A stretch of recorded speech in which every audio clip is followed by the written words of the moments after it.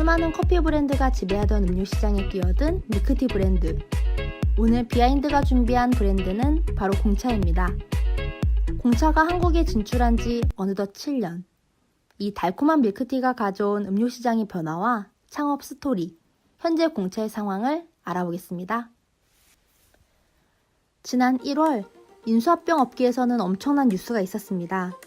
바로 공차코리아의 지분 23%를 보유한 36세의 김여진 전 대표가 또 한 번의 M&A 홈런, 즉 기업을 매각 후 엄청난 현금 매입을 예고했기 때문입니다. 많은 사람들이 좋아하는 이 밀크티는 어떻게 한국 시장에서 사랑받게 되었고, 공차를 한국에 들여온 김여진 전 대표는 어떻게 7년 만에 천문학적인 돈을 벌게 되었을까요? 밀크티는 동남아시아 국가와 대만, 홍콩 등에서 국민 음료로 사랑받는 음료입니다. 브랜드 제품뿐만 아니라 길거리에서도 저렴한 가격에 쉽게 접할 수 있는 음료죠.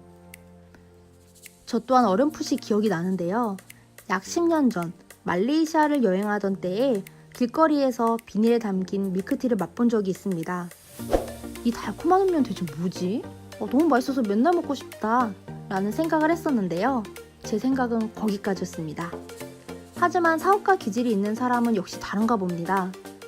비슷한 시기였던 2010년 한국인 김여진 씨는 싱가포르에 거주하며 처음 밀크티를 맛보게 됩니다. 그녀 또한 처음엔 별 생각 없이 맛있는 밀크티를 즐겨 마시는 정도였습니다. 그러다 문득 커피 브랜드가 음료 시장을 점령한 상황에서 아이와 함께 마실 수 있는 건강한 음료인 밀크티에 주목했고, 이 음료가 한국 시장에서도 통할 것이라고 생각했습니다.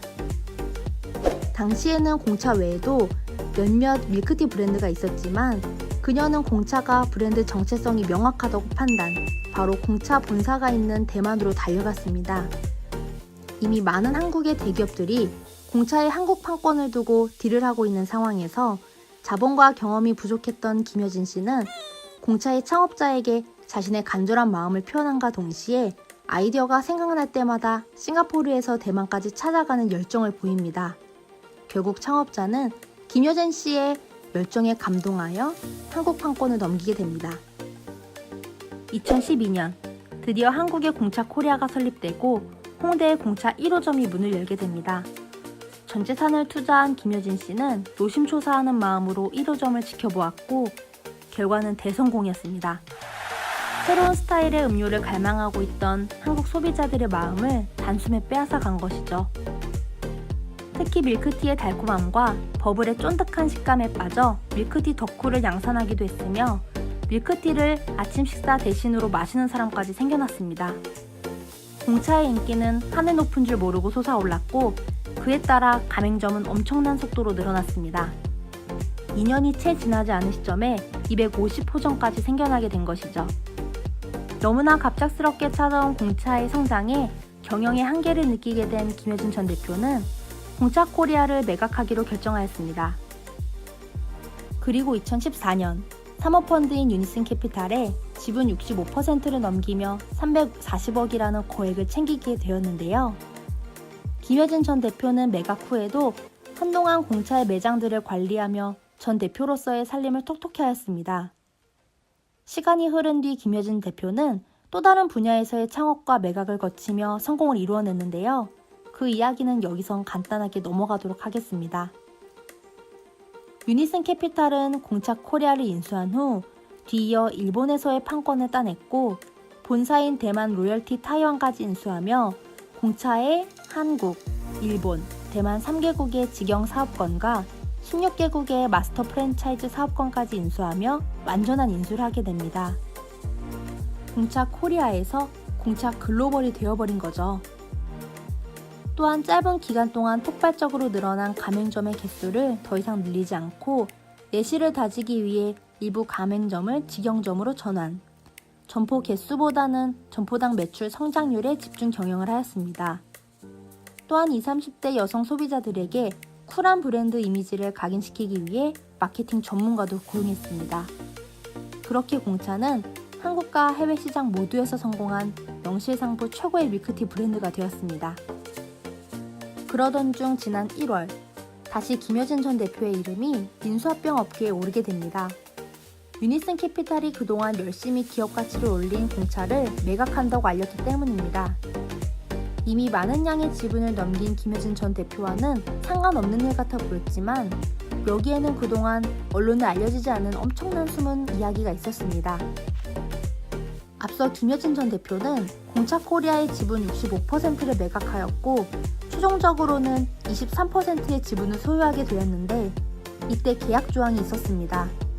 바로 태그 얼롱이라는 조항입니다. 이 조항은 1대 주주가 보유 지분을 매각할 때 2, 3대 주주도 1대 주주와 동일한 가격으로 팔아달라고 1대 주주에게 요구할 수 있는 권리를 뜻합니다.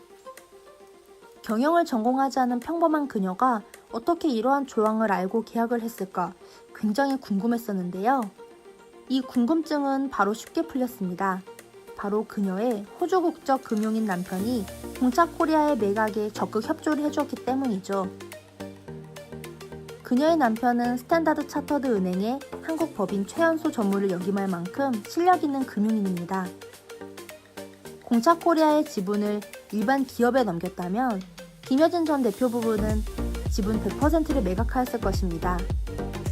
하지만 상대는 사모펀드인 유니슨 캐피탈이었습니다. 사모펀드는 기업을 소유하고 있지 않습니다.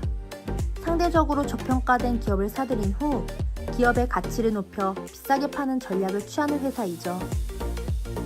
따라서 김여진 전 대표는 유니슨 캐피탈이 머지않아 공차의 기업 가치를 높여 비싼 가격에 매각할 것이라 예상했던 것이죠. 현재 공차 글로벌의 총 매각 금액은 약 3,600억에서 4,000억 원으로 평가되고 있습니다. 아직 공차의 새 주인이 나타나진 않았지만 김여진 전 대표는 초기 매각을 통해 340억의 현금을, 추후 2차 매각을 통해 약 900억의 매각 대금을 얻게 될 것이라고 예상됩니다. 김 전 대표 부부는 현재 싱가포르에 거주하고 있으며 별도의 투자 전문 회사도 설립했다고 하네요. 아이디어 뱅크인 김여진 전 대표와 금융시장의 생리를 잘 알고 있어 아이디어를 현실화시키는 그녀의 남편. 앞으로 이 두 사람의 멋진 행보가 기대됩니다. 오늘의 내용이 유익하셨다면 구독과 좋아요, 댓글도 꼭 남겨주세요.